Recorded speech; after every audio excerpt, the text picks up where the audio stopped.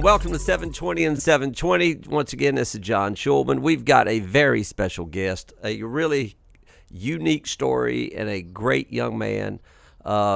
If you're a fan of E60s and ESPN, you'll know this name, Austin Hatch. Austin Hatch, welcome to 720 and 720. Thank you very much, Coach. I greatly appreciate it. It's an honor to be with you this afternoon. Listen, I love this kid. And he's a kid. Austin, how old are you? 24. You're 24 years old. Austin has been through enough for about 50 of us. Met him a couple years ago. He came to Chattanooga to speak at the Dr. Pepper Classic. He's got an amazing story. We'll go through some of that, but not a whole lot of it.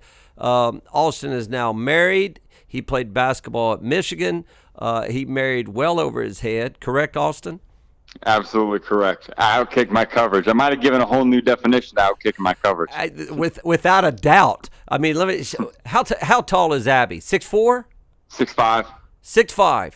A little over, yeah. All right, and how tall are you? 6'6"? I'm about 6'6" and a half. I got her by about an inch and a quarter. Who's a better athlete? Well, she was a 3-time All-American volleyball player, and you know what I tell her? I said, honey, the thing about this is you don't know how good of an athlete I would have been here. So for all you know, I would have been a 4-time first-team All-American. So you got that going for you, all right? Which is nice, right? Well, I'm not sure the 2 plane crashes were worth all of that, Austin. No. Listen, but hey, you know what? It's part of life. That's what I want to talk about is there's no one that's kind of really we think overcoming adversity is the coach yelling at us. We don't shoot it great one game, so we have a bad game. We get down on ourselves. A referee made a bad call on us. That's the simple adversity that most people go through, correct? Yeah, I mean, you know, Coach, one big thing for me that I've always been it's been very important for me to tell people, especially when they come up to me and say, "Hey, look what all you've been through. I've got this little." You know, this little thing at work with a friend of mine, or whatever. Or I played a few tough games in a row, and I'm all down. Look at what you've been through, and look how you've responded. Well, my thing is everyone's got adversity of their own, and I don't think any of us have any business comparing our adversity to the adversity of someone else. For me, it's obviously the adversity I face has been different than pretty much anyone else in the world. But it's different. I mean, some people you may say it's. Yeah, 2 plane crashes, almost losing your life. And maybe that's a little, some people will say, oh, man, that's way worse than what I'm going through or whatever. But I really don't believe that we have any business comparing our struggles to the struggles of someone else. So I agree because we all have struggles. Absolutely. It's part of life. Austin played basketball at Michigan. Here's Austin's quick history. Austin Hatch was a high-level high school player, was offered a basketball scholarship by John Beeline at the University of Michigan. And that was his goal, that was his dream, and that was stopped by some craziness with 2 plane crashes. He survived. I want you to tell us the odds. The odds of surviving 2 plane crashes with other fatalities are what? So the odds of surviving, according to a statistician at MIT, it's a pretty smart guy. Not as smart as a Michigan statistician, but MIT's okay. So, a guy named Arnold Bennett calculated that the odds of surviving a plane crash with 1 fatality or 1 person loses their life, unfortunately, is 1 in 3.4 million. So I survived 2 of those, unfortunately. Fortunately, I survived. Unfortunately, I had to, endure 2 of those at the expense of my family. So the odds of surviving both are 1 in 11 quadrillion, 560 trillion. So pretty slim. Slim. But I'm a big believer that you survive for a reason. And 100%. Austin lost his family in both plane crashes and was so generous with his time to come down and speak with us at the Dr. Pepper Classic. And you talked about grit, correct? Yep. Yeah, so tell us about grit. Tell us about grit, first of all. Yeah, so a brief summary, a 1 minute summary of that message is, grit's been, it's a word that's been thrown around fairly loosely. People, a lot of people talk in basketball. We talk about the gritty teams, the teams that play hard, dive on the floor for loose balls, and take charge to sacrifice their body for the team. That's all great and everything. And other people have said that the grit's about working hard, consistently. It's about just taking little steps to get better every day, and it's about persevering in the midst of adversity. That's all true.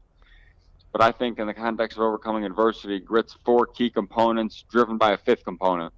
The fifth component, well, actually, the first component to grit is knowing our purpose, having a greater purpose for why we do what we do. Because I believe if it's just about us, if we're doing something just for ourselves, at a certain point in life, we're probably going to face something. We're going to hit some form of adversity that's a lot bigger and a lot tougher than we are. That'll make us quit unless we have a driving force for why we do what we do, right? But if we're working for something bigger than ourselves, to honor whatever you believe in. For me, it's to honor God and take care of my wife, honor my family. If I'm driven by that purpose, I don't think there's any adversity that's too big to overcome. It's too significant for me to overcome. So, and when you have that greater purpose, that drives grit. Grit's the four key components as an acronym. The G in grit, our purpose drives the G, which is growth mindset. The growth mindset believes that every setback is an opportunity that we can grow from anything we experience, even regardless of how significant, regardless of how negative. We can find a way to grow from everything. We can find a way to get better through it. And then the second component to grit, the second component that knowing our purpose drives it drives us to make the decision to be resilient. We're not a product of our circumstances. We're a product of how we choose to respond to them. And I believe that's huge for me. It's, I think that in anything we face in life, in any adversity, in any unfortunate event, we're never a product of that event, that event on its own. We're a product of how we choose, how we decide to respond to it. So I think that, obviously, for me, it's, many people wouldn't think that, you can find a way to grow from surviving another plane crash and almost losing your life. But the way I respond to it, I knew that how I respond to this event, what I learned about facing adversity and responding to adversity, what I learned about myself and about life, the lessons I learned are gonna pay dividends to me. Yeah, they're tough lessons today, but they're going to pay dividends down the road because I'm going to face more adversity in my life. And so not having a greater purpose drives the growth mindset, drives us to make the decision to be resilient. The third component to grit in the context of overcoming adversity, I think, is having a greater purpose drives us to have a high level of integrity. And integrity in the context of overcoming adversity, to me, it's about integrity. Is about following through on our commitments. It's about doing what we said we would do, even when our circumstances change, even when the mood we originally made the commitment, and even when our mood changes. It's if we commit something to the team, if we commit something to someone else, to something bigger than ourselves, even if we don't feel like following through on that commitment, if we're driven by a greater purpose, I think we'll always follow through on that commitment. For example, if I commit something to my wife or commit to doing something for my wife, even if I don't feel like doing it, if I know that she's depending on me to get this done, then I'm more likely to do it. But if I'm doing it just for myself, I might think, you know what? If I don't do this one thing, I'll probably be fine. But if I'm working for my wife, providing for us, taking care of us, and supporting our family, then I think I'll always do what it takes to get the job done. And the last component of grit, the last component that having a greater purpose drives, it drives the team first mentality. The team grit is the team first mentality. The team first mentality is, it's obvious, thinking about the team first, thinking about the we, not the me. And what we got to understand about the team first mentality is that when we succeed, the me succeeds too. When the team succeeds, I'll succeed too. And no doubt. When your team wins. When the team wins, you win. For sure. And no one remembers how very few people remember in a national championship, like who won MVP or how many points you scored in the championship game.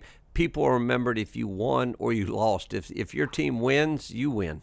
You win. If you win by 1, you still win. If you win by 20, you still win. And I think that, we gotta talk. So I talk about being driven by a greater purpose first. The same, and that's what I'll end with too, is about the team first mentality. It's about being driven by by something greater than ourselves. It's about being driven because we know our teammates depend on us, whoever our teammates are. And, in basketball, most people wouldn't, if it was just a one man team, you probably wouldn't sacrifice your body and take knees in the chest to take charges to get the ball back to go down the other end of the floor. But if you got four guys that depend on you Yeah. on the court, and then the rest of the guys on the bench too, if they're depending on you to rotate, help side, and cut off the baseline, take a charge, you're more like you're gonna do that because it's what the team needs, right? No doubt.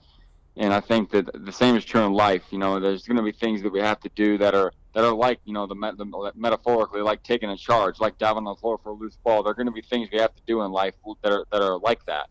But if we realize we got a team that depends on us, a team that needs us to do that, we'll get the job done. So, Austin, how old are you again? I'm 24. Are you sure? Are you sure you're not 44? Yeah, I don't think so. No, you've lived. I've got a lot to learn, man. Yeah, no, you've had enough to happen to you where you're probably 44. I want to go through because I want to learn and I want to help young coaches, and I think you can help us through a message from Beeline. But I don't want to go through that yet. You commit to the University of Michigan. You're going to school at Michigan. You're going to go play basketball for Beeline. You were in your second plane accident, correct? Yep. And then you were in a coma for how long? About 2 months. You were in a coma for 2 months, and you kind of had to relearn how to walk, talk, do it all, correct? Yep. How on earth and why on earth? Like I said, that's somewhat of an adverse situation. Why on earth and how on earth did you pull that off to get back to the point where not only are you walking and talking, but you can play basketball again and you can score at the University of Michigan, which I think is unbelievable. How on earth did you pull that off? Yeah, well, I had an amazing team supporting me, helping me get through it, helping me overcome the event. Obviously the doctors, nurses, therapists, all of them, played a critical role in my road to recovery, but also my family and my friends and everyone who was supporting me. As far as I talk about the team first mentality, right? And, I had so many people on the team that helped me, get my life back, really, get my life back in order. And obviously, it was a unique situation. Most people, wouldn't expect, to have to be on a team helping someone do that.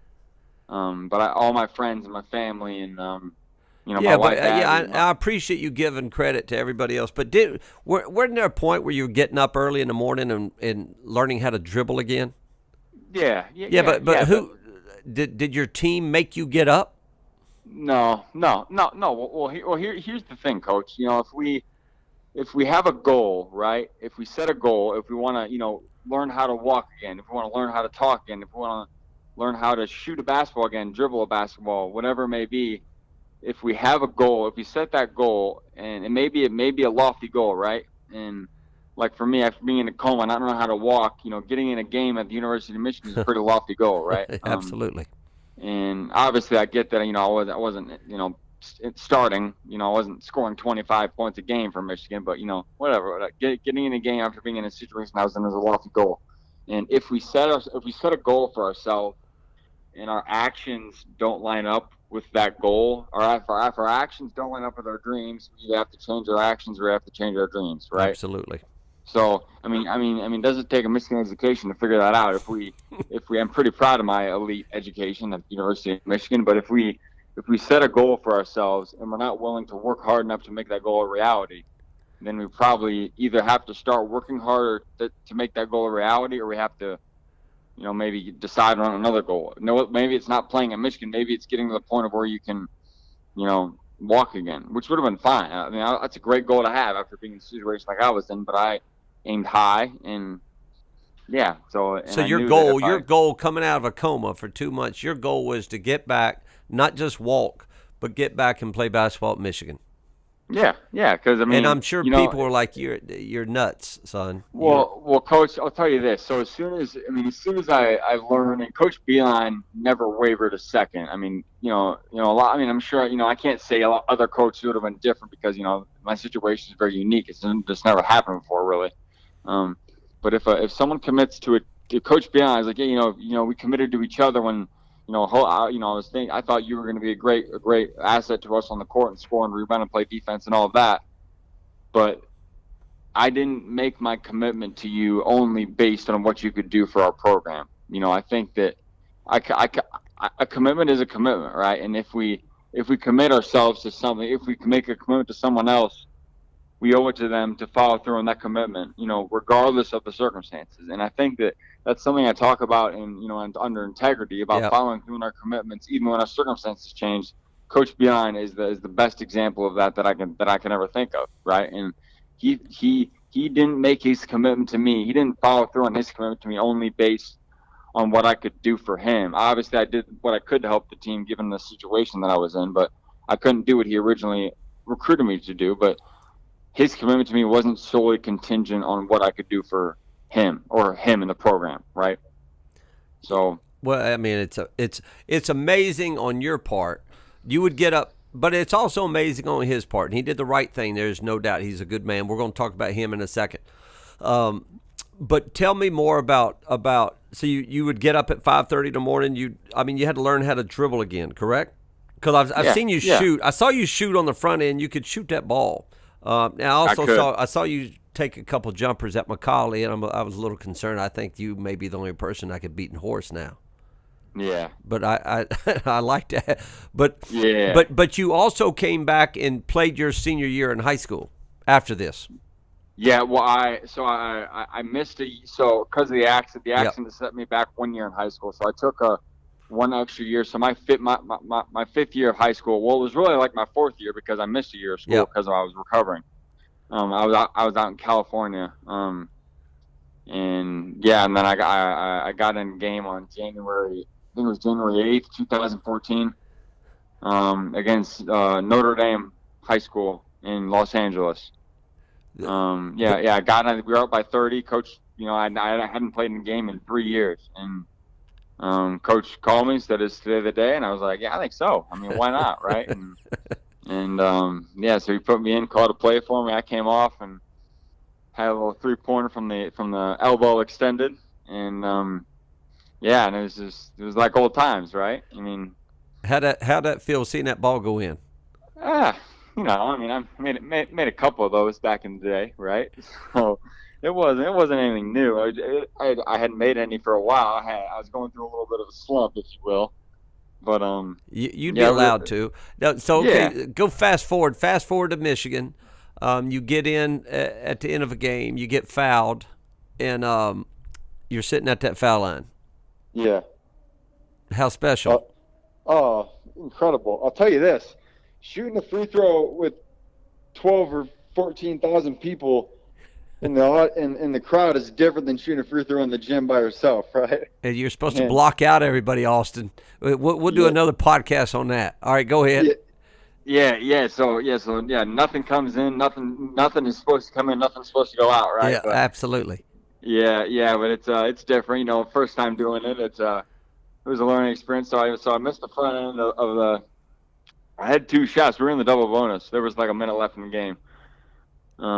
So fortunately, we were in the double bonus, and I got 2 shots, not just one. So I missed the front one short, and the second one was bottoms. I didn't. Yeah. So it took me. I still am a 50% foul shooter for my career. That's not really anything to be proud of. And actually, so that was an exhibition game that I got fouled in. If I went 1 of 2, and then in a real game, I got fouled on a 3.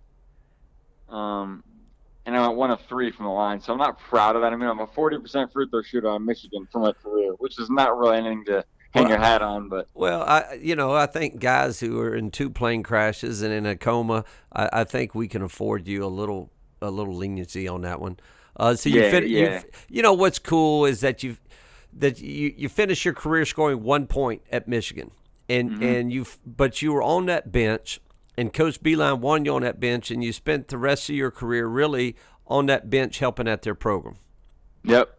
It's what the team needed from me. It's how I could help the team. And if I could, if what I could do to help the team was rebounding and playing dummy defense on guys in practice, if that's how I could help the team, that's what I can do. If I would have loved to be able to, score and rebound and who knows? Maybe I would have had a job opportunity to start on the team. Maybe I would have had an opportunity to, you know, play in some big games, against Michigan State and maybe be on the court for some Big Ten championships or a national championship. But you know what? Life had different. There was a different plan for me, and I guess that's I'm very grateful for how things have gone, and wouldn't change anything. Now, I really, Obviously would. yeah, I know. I really want people to listen to that. What he just said. He's grateful for everything, and we're so spoiled. The rest of the world is we expect this and respect that from. This is a young man who's 24 years old who's grateful for everything. Lost his family in 2 different plane crashes. Was in a coma for 2 months, and he's grateful for everything. So because of that attitude, Austin, is you're going to start going around the country speaking to different teams. I'm going to make that happen for you. You are working for Domino's, and not in the delivery part, but you're in the front office in Domino's. You've got your Michigan degree. You've been to a Final Four, correct? You look good there. Yeah, hey, it was that was really cool. Yeah, I made a trip to San Antonio. We actually were in the national championship game last year, so it would have been awesome to win it. But it was just an amazing experience. A great way to tie the knot on my time at Michigan, right? And Well, I mean, if you're not grateful, you don't have an unbelievable attitude, you're not going to continue fighting and doing what you're doing. I mean, yeah, and not only that, I mean, you married a 6'5" model. And so, I mean, if y'all just follow Austin and Abby on their pages, I mean, it's a joke, son. I mean, your attitude, your grateful attitude has done pretty good stuff for you. yeah. I mean, I'll say yeah. I mean, I'd like to say that I'm pretty proud of how we've responded to everything that happened, and I think that with the help of my family, my friends, my wife Abby, so many people here at Michigan, and as I said, in addition to my friends, families, doctors, nurses, therapists, like the list goes on and on and on. People across the country that I don't even know that prayed for me after they heard that all the stuff that happened. Um, I think we've done a pretty good job, responding to the adversity we face, and I feel blessed to be in a position to hopefully, be impactful and share a message of value for other people, that they can maybe take one thing that I talk about, one thing that worked for me to overcome the adversity we face. Maybe they can take one thing and use that. Oh, okay. Well, he did this when this is one of the things that helped him be successful in the face of adversity. Maybe I can try this. Maybe just one of the things. Well, when you spoke to these kids down here, you were speaking. 2 of the kids that were at that luncheon. One of them was a guy named Shea Gildress Alexander, who's now playing with the Clippers, and one of them was Jaren Jackson, who was the number 4 pick, playing with the Grizzlies. And so you made an impact on those kids, and they will remember that. Here's what I want to do real quick to kind of finish it up. You've been with John Beilein, and you hear John Beilein, and you know his core values. Tell young coaches why on earth Michigan wins every year. I can't tell you that you're getting the greatest players coming out of high school. I don't think you own. No, we don't. We don't. Tell me why Michigan is so good in basketball and John Beilein so good. Help us. Well, there's a few things to that, but I'll boil it down to 2 or 3. So I think the first thing is the way Coach Beilein leads the team, leads the program. He says that I did a study on leadership when I was in college here, and I use coach as one of the people I talked to. I talked to some CEOs of companies and coaches, and Coach Beilein says that a leader is someone who's very humble and very confident, and that the people that those he's leading will follow him because he's shown that he genuinely cares about them. So I think that's very important, and obviously you've seen all coaches done for me. Maybe there's been a little more attention on my situation from that aspect of things, but that's how he is with every player on the team.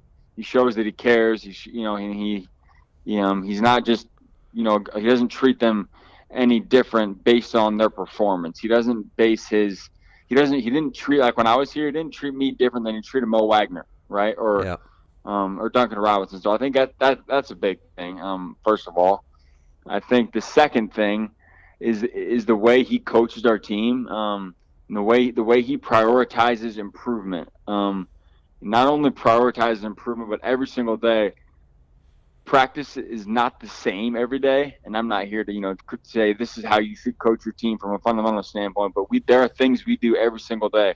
You see that, yeah, Michigan's like one of the leading teams in the country, not turning the ball over, right? There are drills that we do every single day to get to so that we're prepared to not turn the ball over in games. And it's the little things. It's doing little passing drills, little fundamentally sound drills to help us. Those things that we can't control. Are the way we pass the ball on offense, the way we shoot the ball, the way we those things. Michigan is one of the best shooting teams in the country. And it's not an accident. Coach gets great shooters, obviously, but we practice it. And I'm just curious. Does he work with, or anybody working with guys' forms? I mean, is he teaching and coaching shooting, or are you all just shooting? No, he teaches it a little bit. I mean, obviously, the big fundamentals. He's not like, elbow under the ball, yeah, high follow through, and it's hands on the seams. Always catch the ball on the seams. And the way we pass the ball, you pass the ball on the seams every time, so that when because when if you shoot the ball with your hands on the seams, you're going to shoot it better. And versus if you just catch the ball, in any other way.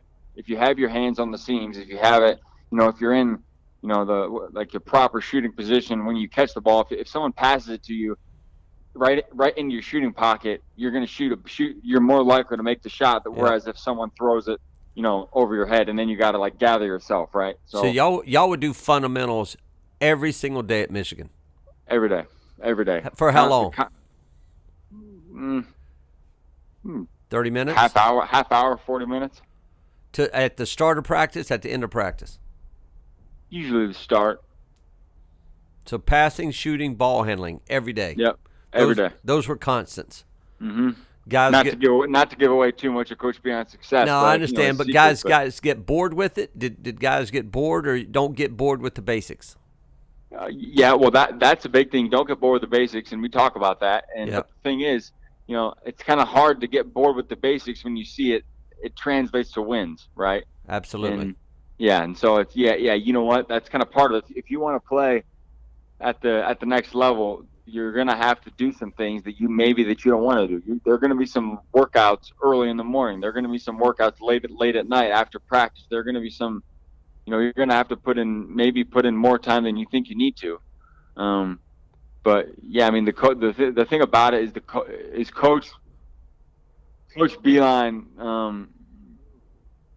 When guys saw him, and he would stay at the gym late. He'd be there late at night, early in the morning. When guys would see how invested he is, when guys see how invested Coach Beeline is in the program and in the team's success, I think it makes everybody on the team more willing to put extra time in, because if they see the leader doing it, he's not just telling them to do it. He's doing it himself and saying, you know what I mean? So. Absolutely. Okay, last question. Beeline in his recruitment. What type of kid? It seems like y'all got good kids. Yep, that's the first priority. Tell me about that. Tell me what he's looking for in a player. Yeah, well, I think first of all, he recruits good students. He does it because at Michigan, it's a pretty high level academic school, and if you're not taking care of your books in school, it's not coach's decision. You're not going to be able to play. I mean, the NCAA, you won't play if you don't take care of your schoolwork. Austin, they say Michigan State's got a better education than y'all. Is that true? Yeah. Yeah, that's. How about Ohio State? Are they a little bit better academically than you? You know what? Michigan State and Ohio State are actually decent schools. Michigan's like the number one public school in the country. So okay, all right. I just wanted to see how strongly you felt about that. I know we're on a podcast. I'm not going to say the things that I want to, but all right. Yeah. All right, but go ahead. So number one, he's looking for good students. Yeah. Well, and the thing about recruiting guys that are good students, that shows that their commitment to things, because if they want to make the most of their time on the court, they're going to do what it takes to make the most of their time on the court. And part of that's doing well in school. and that shows in the way a guy. I don't think there's some guys that approach basketball more seriously than school, and that's fine. But a lot of the times, you're going to approach your schoolwork the same way you approach basketball. And if you only put half your if you're only going halfway into school, you're probably not going to be able to put. I don't think you can be a halfway guy. I think I think if you're a good student, that means you're committing to school. Then you're going to be a good player because you're going to be committed. You've got to be 100% on everything. I've never seen guys who are high maintenance off the floor be really good on the court. No, because there's always issues. Yeah, well, and because you can't just turn the switch on and off. You generally, like the commitment switch, at least it shouldn't be. And if you're going to play at a high level, it can't be today I feel like I'm going to play hard. Today I feel like I'm going to study hard for my exam. Today I'm going to treat people right. Well, I mean, things are. You can tell a lot about someone by how they approach their everyday things they got to do. If you're not gonna approach school that much differently than you approach basketball. Maybe you're more passionate about basketball, but if you only go halfway put half your effort into school, you're probably not going to be a guy that puts 100% into basketball when you're there, right? Austin, you're right on it, and that's why Michigan basketball has been very successful. And now you got beat yesterday. Michigan loses at Wisconsin.